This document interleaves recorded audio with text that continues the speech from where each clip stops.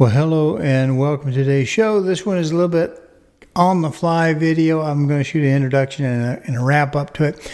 But the deal was it's been shot with a handheld camera. It's not a professional camera, and you will notice it when we go into the drawing room at the very last part there, because it gets a little speckledy because the exposure, again, it's not a professional camera. It's just a handheld, and I just shot it real quick like, should I tape this or should I not? Anyway, I'm trying some new casings. The story behind that is I used to use a 6, which may be a 96 millimeter. I don't know. In America, we have, obviously, the way they process a hog or pig, they chop it up into quarters and then bacon, take some other stuff off. But you normally get, at least I get commercially available at the store, Boston butts. And Boston butts makes for a much narrower coppa, because we don't go all the way in the back. Like if you were butchering the hog yourself, you could take that back strap a little bit further from the skull all the way back and get a longer coppa. Here I got a shorter one. It is what it is. They make these nice little round ones that we put together.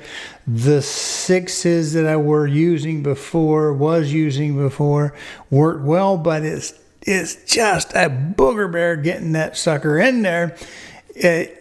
It just doesn't want to cooperate. I've never done animal husbandry, but I imagine it's about like trying to put a condom on a bull who's not in the mood.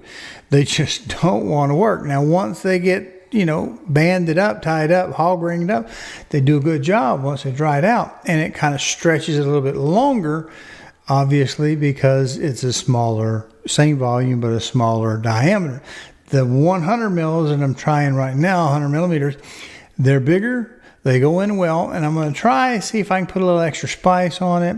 Normally at the end of a cure, I do a cursory rinse of what I can get off of it to get the extra salt off so it's not overpoweringly salty.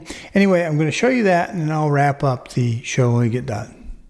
Well, welcome to the video. This is just going to be a quick one. This one is on, we're going to try these new 100 millimeter 6.5 material for casings, for ham casings. Now, let's see if I can find it on there somewhere. Let's see, there you can see 6.5. What we're going to do with this is they are bigger than what I have been using in the past. Now, here's a coppa. It's been 18 days in the salt, and we're going to take it out of the bag, rinse it off, get rid of the excess salt, and I'm going to try this time, if they're big enough, to re-sprinkle just a little bit of flavor back on the outside after I have rinsed the excess salt out. I may take a little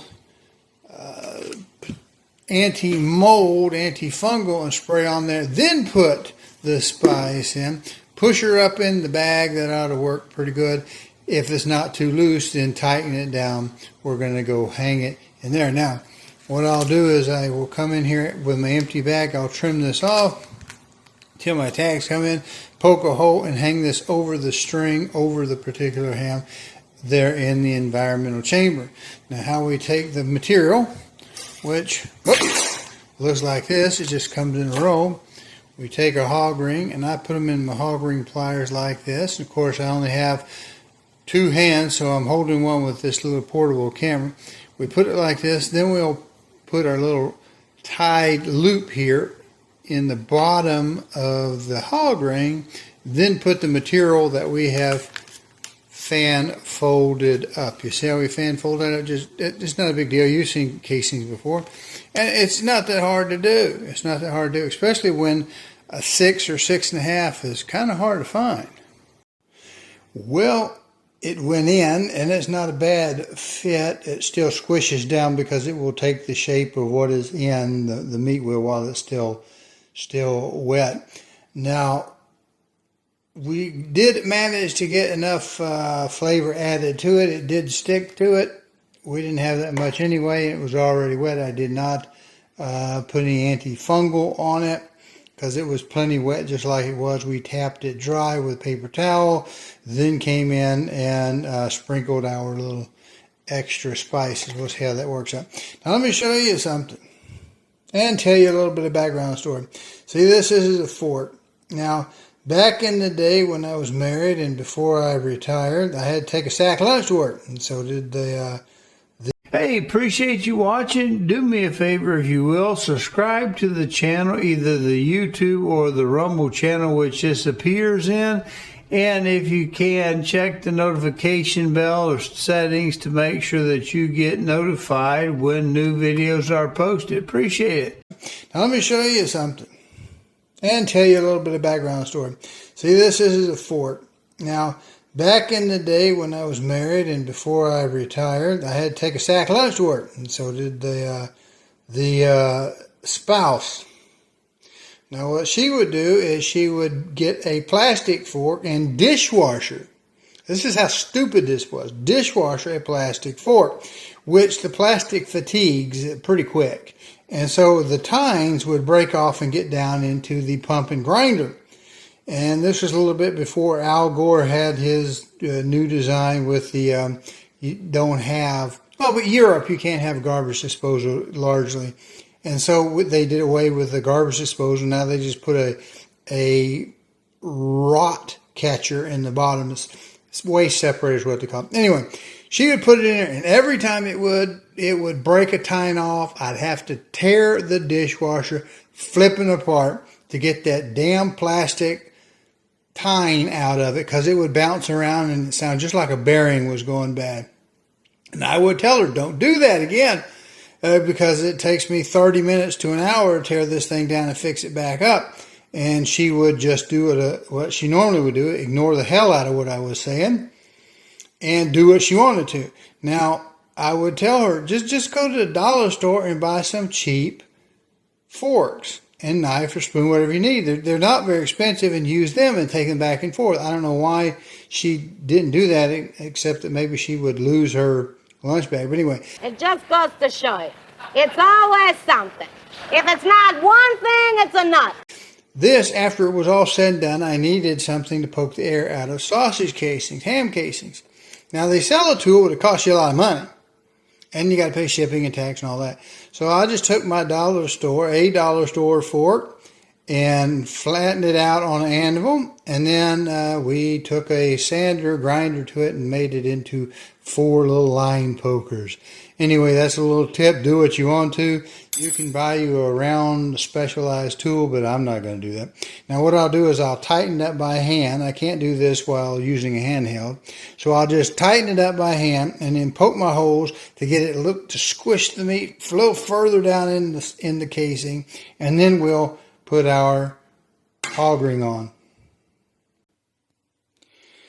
Getting ready to put the coppa in the bag. Now it looks a little bit big. This one we came through, got a few air bubbles, even though I poke them. It's just, you can see the holes right there. It's just the nature. It's not quite super tight, but it's not going to be any worse than if it was held in netting, so I don't think that's a problem, and it does give it the shape that I'm looking for. So we got this one set up. I'm not going to add any more flavor to this, any more spices to it. The spices stayed on pretty well. It's been rinsed, patted dry with paper towel. Now we're going to shove it in there, close her up, and I'll show you the final word. And there they hang. I do add the extra tag that gives the date it was hung and the weight. But there they are. They're hanging where they need to be. Well, that's it. I hope it wasn't too crude of a video. It's just a simple thing. You might have bigger hogs in your market than we have here in Middle Tennessee. I do buy them. They are Swift, not Smithfield, but Swift, I think they are. Anyway, I get them in those cryo packs we've already talked about, 2 to a pack. We've been getting what look like some smaller hogs in this time. I don't know if they're taking them to market a little quicker because of the time of year, whatever. But anyway, they were very roomy. These 100 mils were very roomy. Not all that hard to get in there, and getting it down in that casing didn't knock off as much. Flavoring as I would have expected. So after I rinsed the second one, I didn't even bother to, take the time to do that extra, getting those extra spices out and whatnot. I don't know that they're going to be worth the effort after doing them like this. Now we got 4 more in there, and they'll come off, 2 in the next week and 2 after that. So we got some more shows coming. I think I'll do a sopressata. I've got some wine. If it hadn't gone bad, it's supposed to be natural, so that ought to help with the fermentation. And we'll put like sodium erythorbate in there to take care of that. Plus we'll use the number 2 and the salt and the regular spices and get that taken care of. I also have some snack sticks I think I've got coming, but before I do them, I don't want to dry them as much. So I want to make sure I drive that pH low, and my strips are pretty well much out of date. So I've got some new ones coming. They won't be here to the end of the month that I'm shooting this in. So appreciate you watching, and we hope that my shows give you a different take to pretty well much everything that we do.